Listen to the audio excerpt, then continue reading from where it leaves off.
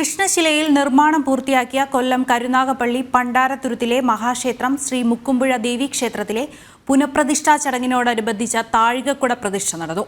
28-ന് ക്ഷേത്ര സമർപ്പണവും നടക്കും.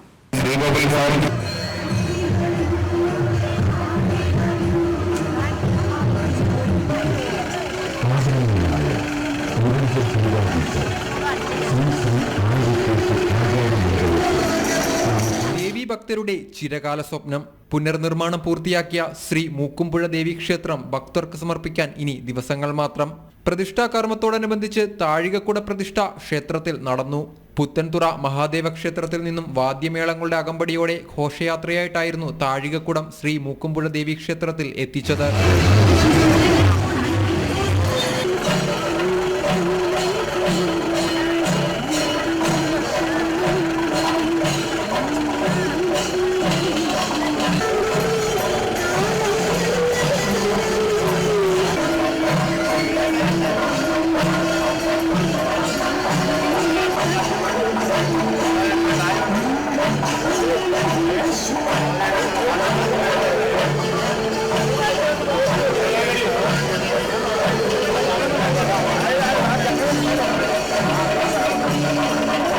താഴികക്കുട പ്രതിഷ്ഠയിൽ പങ്കെടുത്ത് ഭക്തജനലക്ഷങ്ങൾ സായുജ്യമടഞ്ഞു.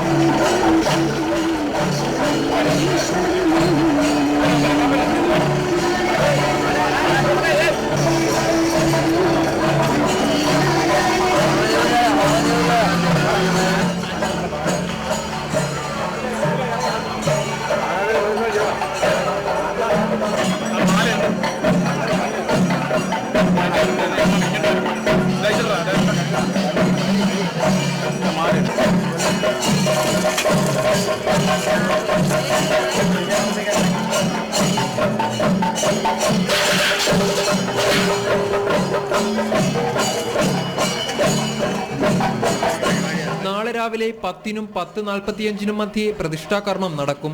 28-ന് വൈകിട്ട് 5 മണിക്കാണ് ക്ഷേത്ര സമർപ്പണം.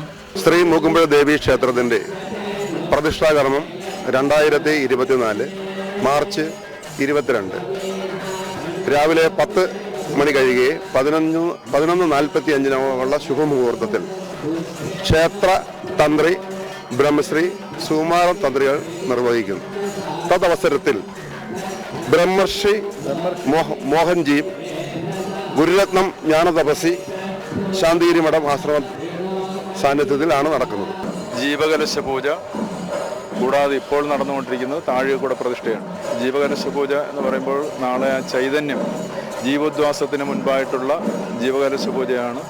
ജീവകലശ പൂജയും കലശാധിവാസവും നടന്നു കഴിഞ്ഞു. ഇനി ഇപ്പോൾ നടക്കുന്നത് താഴികക്കുട പ്രതിഷ്ഠ. താഴികക്കുട പ്രതിഷ്ഠ എന്ന് പറയുമ്പോഴേക്കും അതിന് സാധാരണഗതിയിൽ കുംഭാഭിഷേകം എന്ന് പറയും. അപ്പോൾ ദേവന്റെ ശിഖ എന്നൊരു സങ്കല്പത്തിലാണ് ആ കർമ്മം നിർവഹിക്കുന്നത്.